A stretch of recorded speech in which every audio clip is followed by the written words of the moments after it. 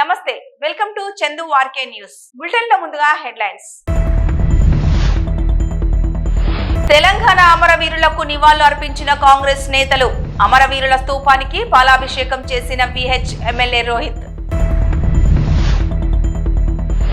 ఆదానితో చీకటి ఒప్పందం ప్రశ్నిస్తున్న ప్రతిపక్షం, గొంతు నొక్కుతున్న రేవంత్ రెడ్డి, హరీష్ రావు విమర్శ. బీజేపీ పాలిత ప్రాంతాల్లో కనిపించని అభివృద్ధి కాంగ్రెస్ పాలిత రాష్ట్రాల్లో కనిపిస్తోంది. మాజీ ఎంపీ మధు యాష్కి. అదాని రేవంత్ దోస్తీ పైన బీఆర్ఎస్ పార్టీ వినూత్న నిరసన.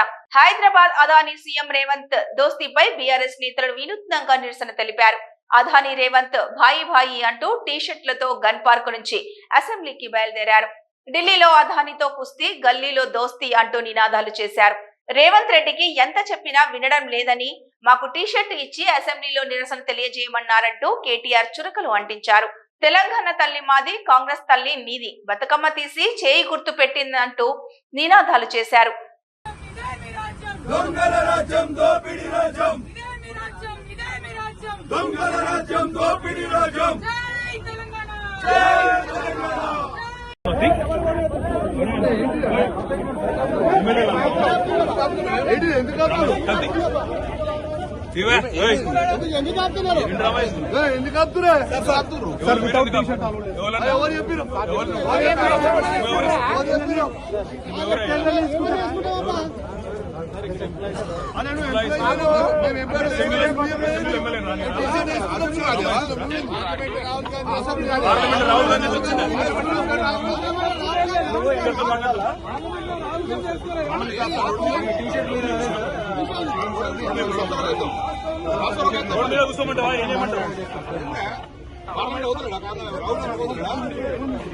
రోడ్ మీద ఆపుతారు మీరు.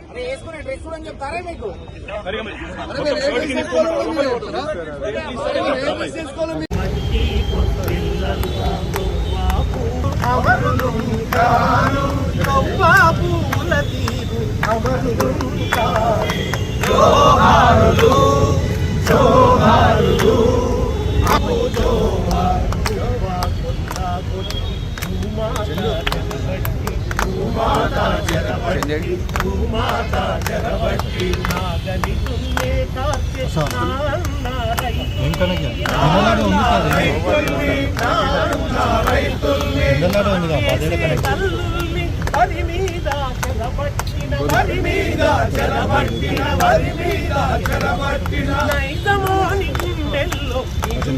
గన్ పార్క్ అమరవీరుల స్తూపం వద్ద తెలంగాణ అమరవీరులకు నివాళులు అర్పించారు కాంగ్రెస్ నేతలు. అమరవీరుల స్తూపానికి పాలాభిషేకం చేశారు. కాంగ్రెస్ నాయకులు విహెచ్ రోహిత్ రెడ్డి, మెట్టు సాయి కుమార్, చరణ్ కౌశిక్. విద్యార్థి అమరవీరులకు సోనియా గాంధీ గారి నాయకత్వం, సోనియా గాంధీ గారి నాయకత్వం.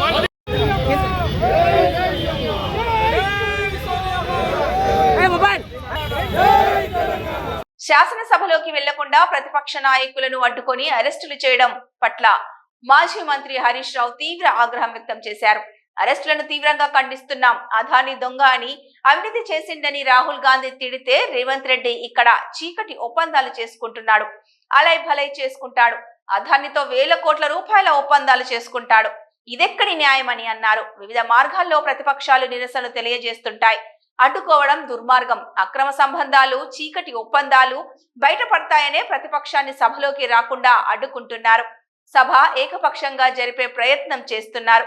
అదానితో చీకటి ఒప్పందం బయటపడుతుందని మేము ప్రశ్నిస్తామని భయపడుతున్నారు. మిమ్మల్ని సభలోకి రాకుండా ఎందుకు ఆపుతున్నావు? మమ్మల్ని సభలోకి రాకుండా ఎందుకు ఆపుతున్నావని రేవంత్ రెడ్డిని ప్రశ్నించారు. మీరు ఎక్స్పోజ్ అవుతున్నారని భయపడుతున్నారా? మరి రాహుల్ గాంధీ మీ నాయకుడే అదాని బీజేపీ ఒకటని, అదాని దొంగని, అదాని తప్పులు చేసిందని, అదాని గురించి రాహుల్ గాంధీ తింటాడు. నువ్వేమో చీకట్లో ఒప్పందాలు చేసుకుంటావు, అలాయి బలాయి చేసుకుంటావు, మా అదానితోని వేల కోట్ల రూపాయలు అగ్రిమెంట్ చేస్తున్నావు.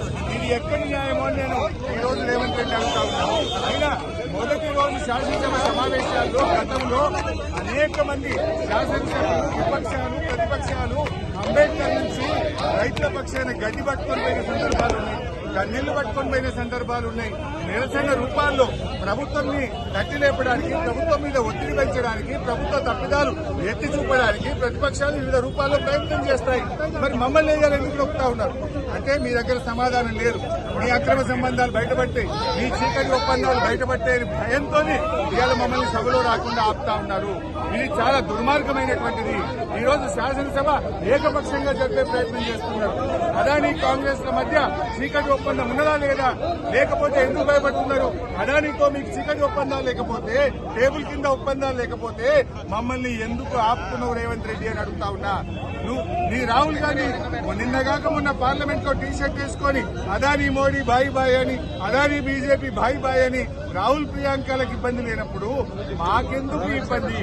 ఎందుకంటే నువ్వు తప్పు చేసినావు, నువ్వు చీకటి ఒప్పందాలు చేసినావు, నీ అక్రమ సంబంధాలు బయటపడితే భయం పట్టుకొని రేవంత్ రెడ్డి గారు మా గొంతు నొక్కి శాసనసభలకు పోకుండా బీఆర్ఎస్ శాసనసభ్యులను అరెస్ట్ చేయడాన్ని తీవ్రంగా ఖండిస్తా ఉన్నాం. వెళ్లి మాట్లాడడానికి కదా మేము వెళ్తున్నది. సభలో మేము ఈ యొక్క విషయాలను ఎక్స్పోజ్ చేసి ఇక్కడి నుంచి యావత్ దేశానికి కాంగ్రెస్ డబుల్ స్టాండర్డ్స్ ని ఎక్స్పోజ్ చేయాలని. గల్లీ కాంగ్రెస్ ఒక తీరు, ఢిల్లీ కాంగ్రెస్ ఒక తీరు. ఢిల్లీ కాంగ్రెస్ ఏమో అదానీ చోర్ హే అంటారు, గల్లీ కాంగ్రెస్ ఏమో అదానీ బాయి బాయి అంటున్నారు. అంటే రాహుల్ గాంధీకేమో అదానీ చోర్ లెక్క కనబడుతుండు, రేవంత్ రెడ్డి లెక్కేమో దోస్తు లెక్క కనబడుతుండు. మరి ఇప్పుడు రాహుల్ గాంధీది కరెక్టా, రేవంత్ రెడ్డి కరెక్టా? నిజంగా అదానీ చోరా, అదానీ దోస్తా? ఇలా రాహుల్ గాంధీది ఒక డైలాగ్ ఎట్లుంటది, ఇలా రేవంత్ రెడ్డి ఒకటి ఎట్లుంటది? ఇద్దరు ఒకే పార్టీ కదా. మీ నాయకుడు ఒక తీరు, నీదొక తీరా రేవంత్ రెడ్డి అని మేము అడుగుతా ఉన్నాం. బంజారా హిల్స్ లోని ఓ ప్రైవేట్ హాస్పిటల్లోకి వెళ్లి వైద్య పరీక్షలు చేయించుకున్నారు నటుడు మంచు మనోజ్. నిన్న తనపై తన తండ్రి అతని అనుచరులతో దాడి చేయించాడని ఆరోపించారు. మంచు మనోజ్ హాస్పిటల్లో మంచు మనోజ్ కు వైద్య పరీక్షలు నిర్వహించారు డాక్టర్లు. పూర్తి వివరాలు తెలియాల్సి ఉంది.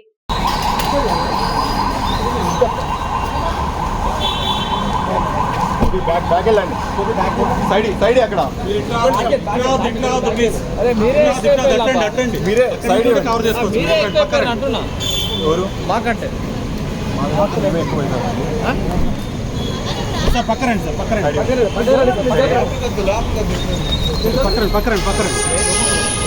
వస్తారు మీరు కొంచెం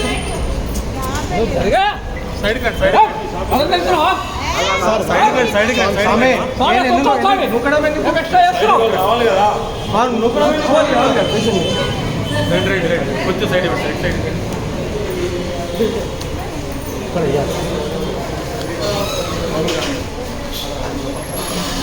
కొంచెం దూరం నుంచి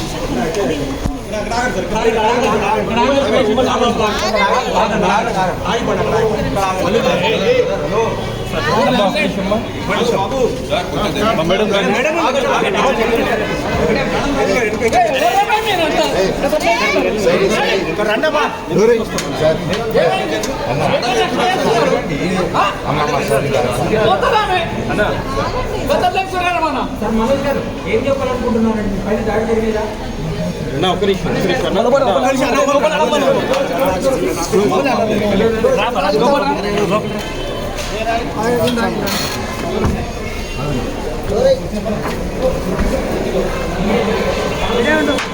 నల్గొండ వేములపల్లి మండలం శెట్టిపాలెం గ్రామంలో వృద్ధుడైన మామపై విచక్షణారహితంగా దాడికి తెగబడింది ఓ కోడలు. వీల్ చైర్ లో ఉన్న మామ ముఖంపై పదే పదే చెప్పుతో దాడి చేసింది ఆమె. కాళ్ళు పట్టుకొని వేడుకున్న మామ పైన ఎటువంటి కనికరం చూపకుండా అతన్ని కొట్టింది కోడలు.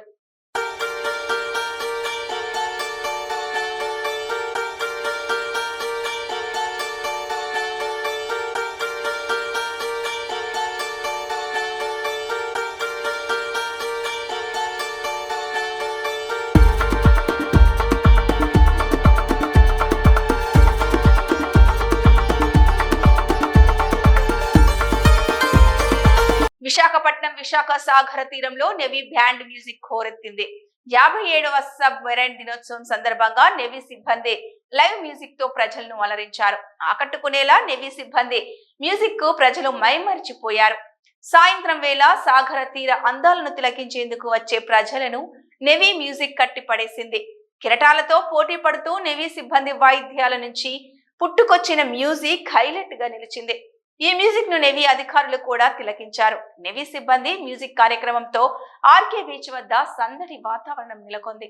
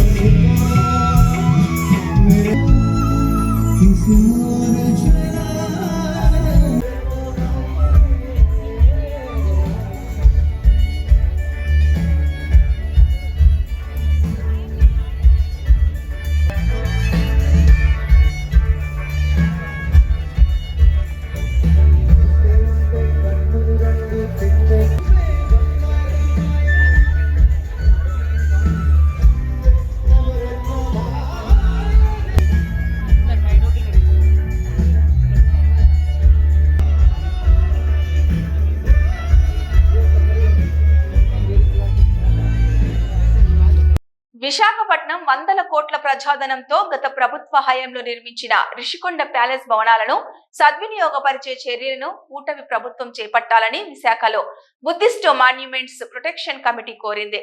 ఈ మేరకు విశాఖ దక్షిణ నియోజకవర్గం ఎమ్మెల్యే వంశీకృష్ణ శ్రీనివాస్ ను కలిసి సభ్యులు వినతి పత్రాన్ని అందజేశారు.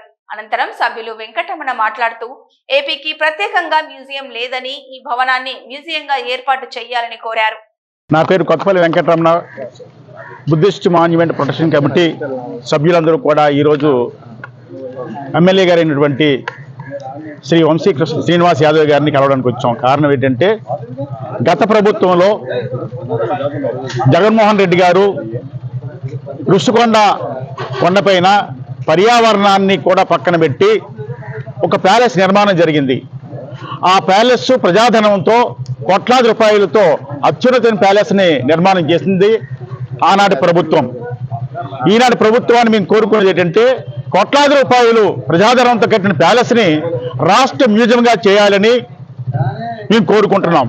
ఈ సందర్భంగానే రాష్ట్ర తెలుగుదేశం నాయకులైనటువంటి ఎమ్మెల్యే గారు పల్లా శ్రీనివాస్ గారిని, అదేవిధంగా బీజేపీ నాయకులు విష్ణుకుమార్ రాజు గారిని, ఇప్పుడు వంశీకృష్ణ శ్రీనివాస్ గారిని మేము కలుస్తూ ఉన్నాం. కారణం ఏంటంటే కూటమిలో ఉన్న ప్రభుత్వం, ఈ కూటమి ప్రభుత్వంలో ఉన్న నాయకులందరినీ కలిసి ఈ విశాఖపట్నంలో ఉన్నటువంటి మ్యూజియంని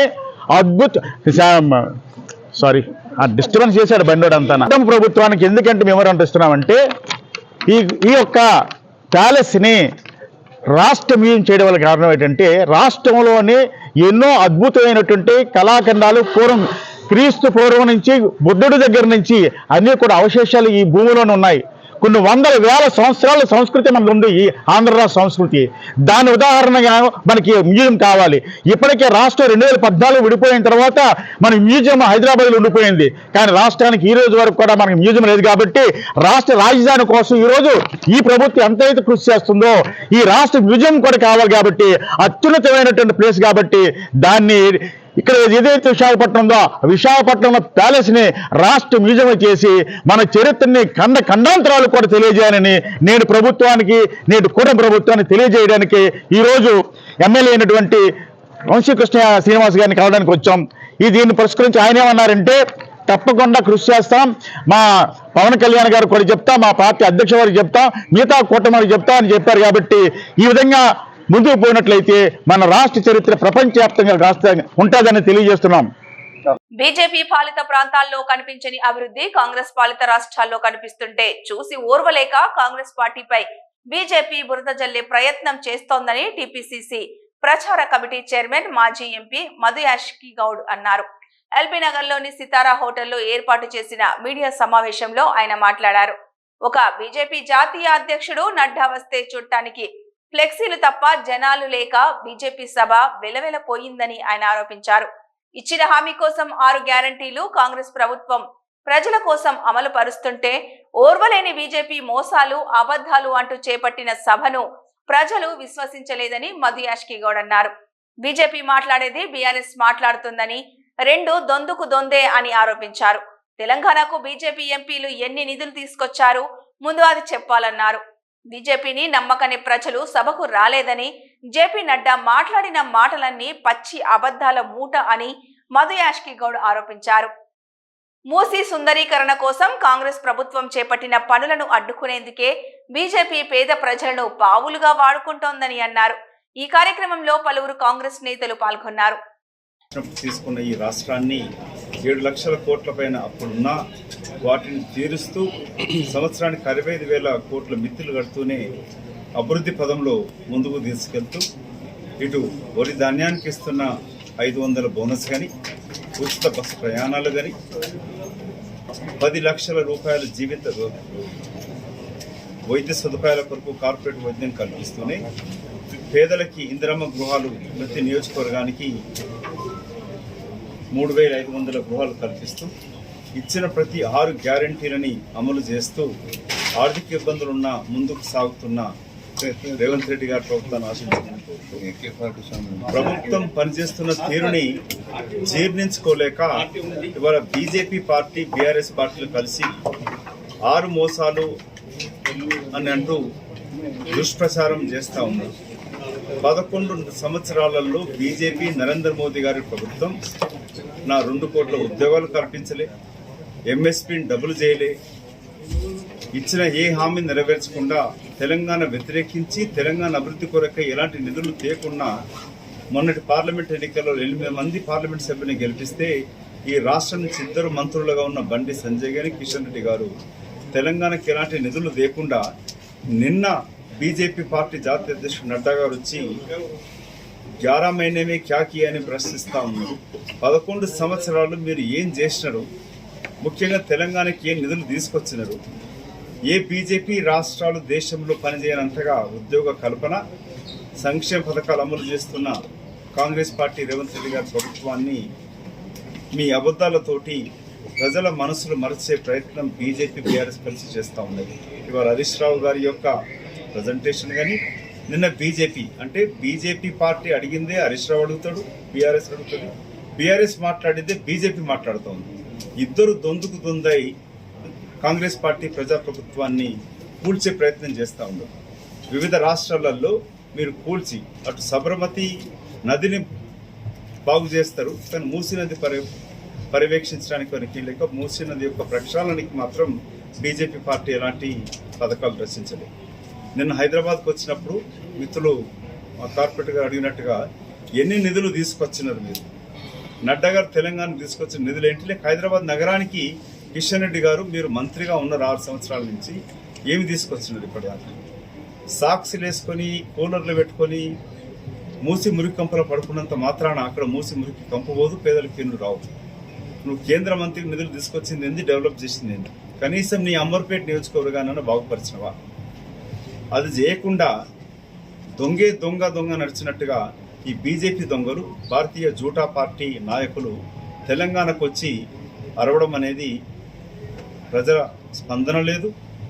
మీకు 2,000 పోస్టులు పెట్టిన మా మిత్రులు చెప్తా ఉండే 2,000 మంది కూడా లేని జనాభాను తీసుకొచ్చుకొని ఖాళీ చైర్ల ప్రసంగాలు ఇచ్చిన బీజేపీ పార్టీ దుష్ప్రచారం కొట్టడానికి కొరకు ఈ సమావేశం.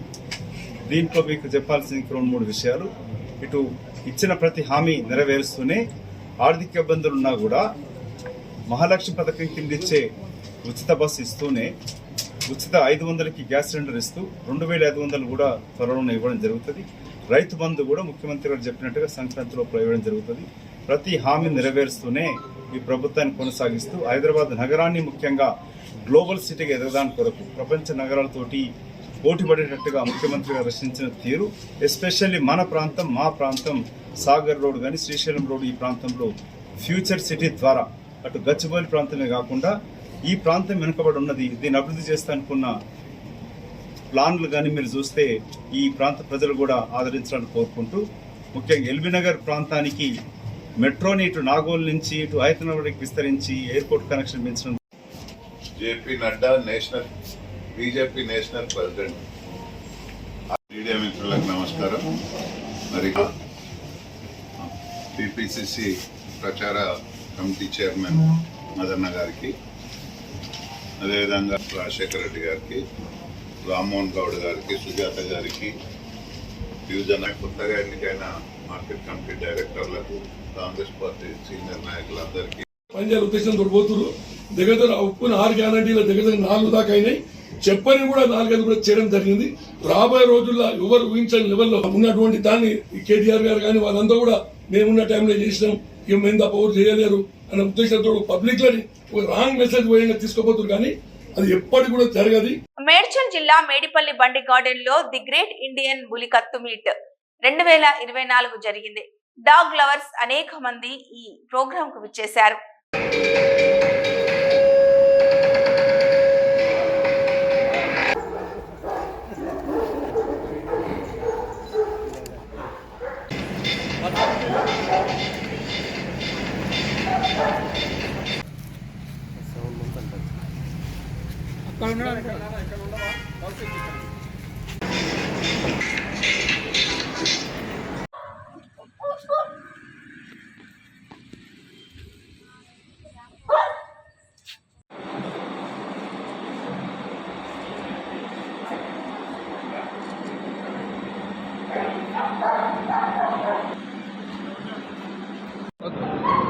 నమస్కారం అండి, నా పేరు డాక్టర్ లీలా కుమార్.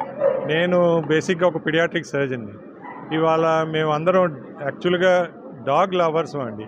సో మా ఉద్దేశం ఏంటంటే ఈ పెట్స్ని ఎంకరేజ్ చేయాలి అన్న ఉద్దేశంతో ఇవాళ ఒక బ్రీడ్ బుల్లి కుత్తాని ప్రమోట్ చేస్తానికి మేమందరం ఇక్కడికి వచ్చాము.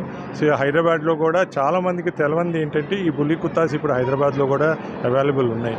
ఈ కుత్తాలకి ఒక ప్రత్యేకత ఉందండి. అందరూ చెప్పినట్టు ఈ బేసిక్గా మన నేటివ్ బ్రీడ్స్ అండి, అంటే ఇండియాలోనే బ్రీడ్ అయిన బ్రీడ్స్ ఇవి. కాబట్టి ఇవి చాలా స్ట్రాంగ్గా ఉంటాయి. రెండోది మన వెదర్ కండిషన్లో చాలా బాగా అడాప్ట్ అవుతాయండి. మన ప్రధానమంత్రి గారు ఎట్లాగో ముదోల్ హాండ్స్ గురించి చెప్పారో అట్లాగే మేము కూడా చెప్పేది ఏంటంటే ఈ బుల్లి కుత్తాస్ కూడా చాలా మంచి బ్రీడ్ అండి. వీటిని గార్డింగ్ కోసం వాడచ్చు. రెండోది ఏంటంటే very very loyal dogs. So మేము చెప్పేది ఏంటంటే అందరం ఈ నేటివ్ బ్రీడ్స్ని ప్రమోట్ చేయాలి అన్న ఉద్దేశంతో ఇవాళ ఈ ఎగ్జిబిషన్ అనేది పెట్టుకున్నాము. పబ్లిక్ కూడా ఈ డాగ్స్ చూపించి వీటి గురించి అవగాహన కల్పించాలన్న ఉద్దేశంతో ఇవాళ అందరం కలిసామండి.